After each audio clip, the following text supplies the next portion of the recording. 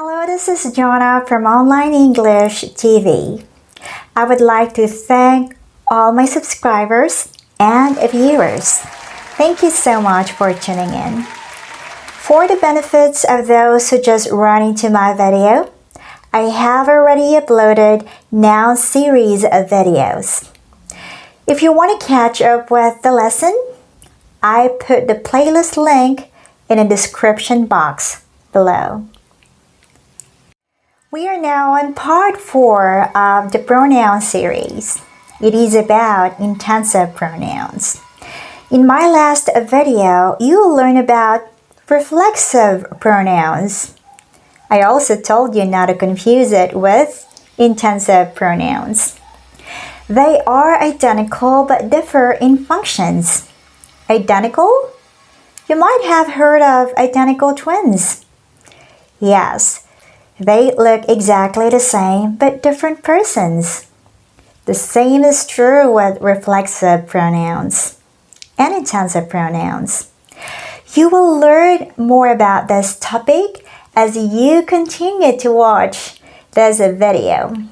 Before learning intensive pronouns, you might want to watch reflexive pronouns first. The link is here. You will learn in this video about the functions of intensive pronouns and how they differ from reflexive pronouns. And at the end of this video, another activity to check your understanding about intensive pronouns awaits you.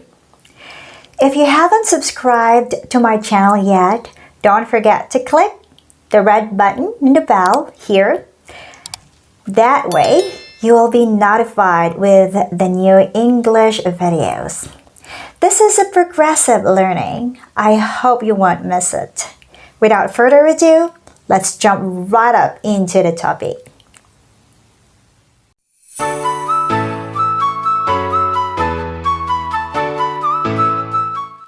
As I've told you before, intensive pronouns are identical with reflexive pronouns.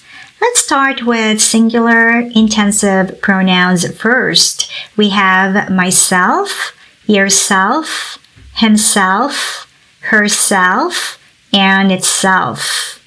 And here are plural intensive pronouns. We have yourselves, ourselves, and themselves. You might be wondering, how do you know that they are intensive, not reflexive pronouns? You will know based on their functions in a sentence. We will discuss the difference between intensive and reflexive pronouns later. Save it. For now, we will focus on the functions of intensive pronouns in a sentence. Intensive pronouns are used to emphasize or intensify the subject of the sentence. To emphasize or intensify something means it makes more obvious or more important. Okay, so let's put it this way. Intensive pronouns intensify the subject of the sentence. It gives emphasis to the subject. Okay, I think that's clear. So let's move on to another information about intensive pronouns. Yes, they are not the object of the sentence. What does it mean? It means they are not the receiver of the action in a sentence. Okay, so let's consider this example. You yourselves need to obey the rules. To understand better, let's identify the parts of the sentence. You is the subject, need is the verb, and to obey the rules is the object in a form of infinitive phrase. Obviously, yourselves is not the object. It is placed right there, as you can see. But why? Because intensive pronoun comes right after the noun or pronoun, it intensifies. Yes, it is needed to be placed there to serve its function. That is, to intensify or emphasize the subject. Here is another example. I myself like to hang out with my friends after work. Myself is placed directly after the subject I. Myself emphasized the subject or added emphasis that I really wanted to hang out with my friends after work. But does it always need to be placed after the subject? Not really. Intensive pronoun comes at the end of the clause. Okay, so let's consider this example. She sewed her dress herself.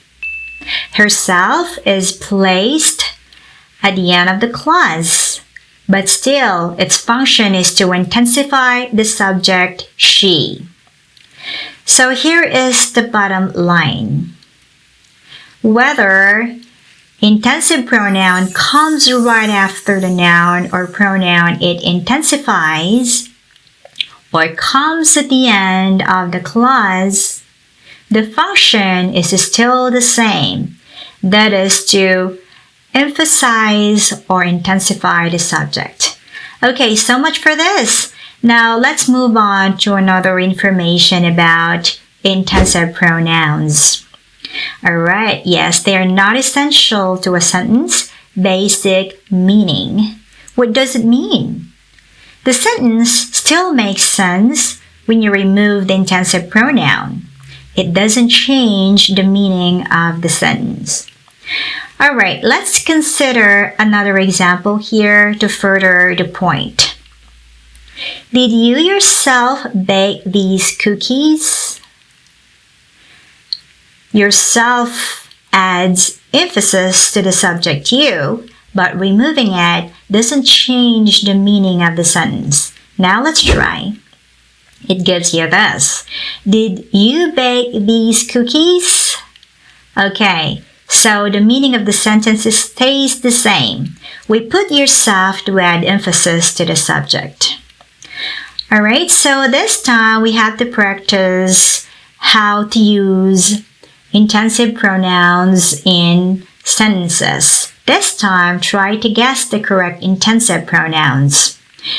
Okay, the team realized that they blank need to work together for the completion of the project. What do you think? What intensive pronoun suits here?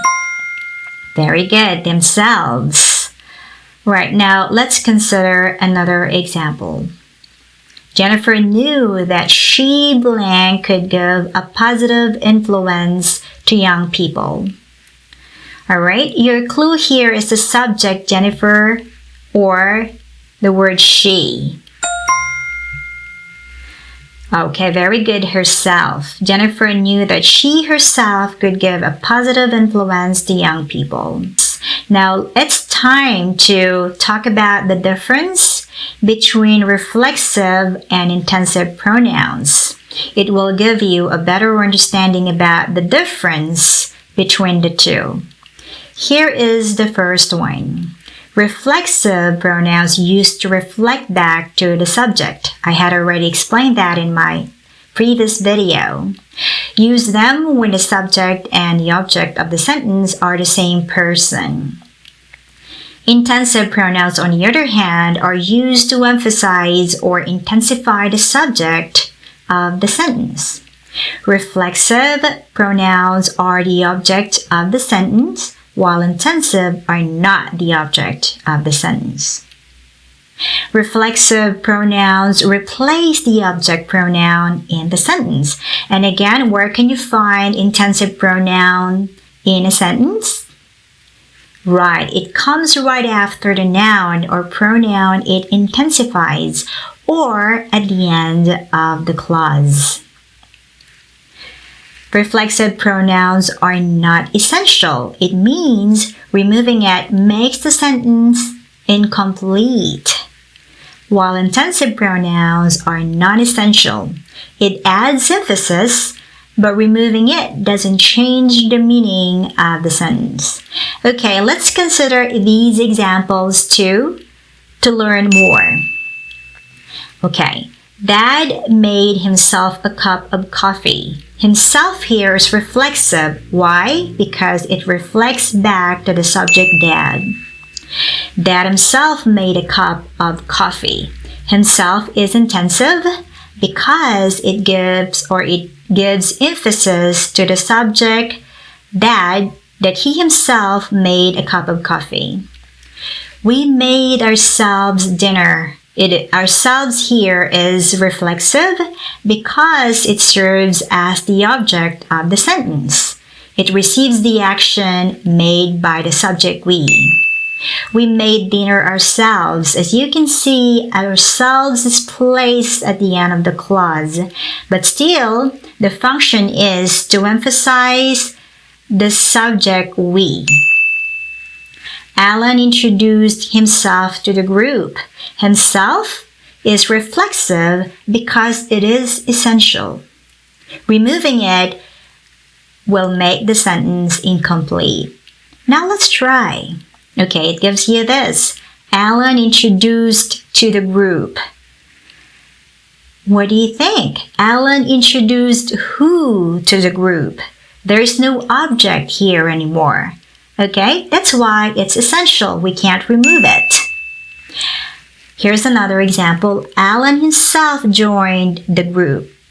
It is intensive because it's non-essential. Removing it will give you this. Alan joined the group. The sentence still makes sense. It doesn't change the meaning of the sentence at all by removing the pronoun himself. Okay, that would be all.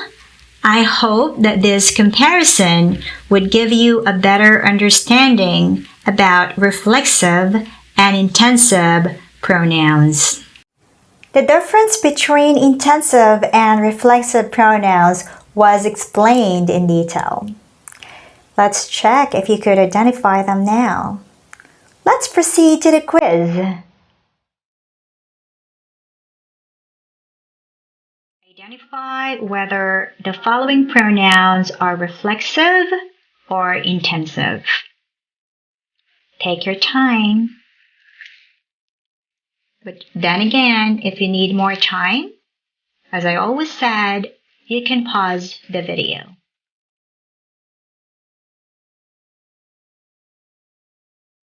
Okay, it's time to correct your answers or to check your answers. I hope you nailed it.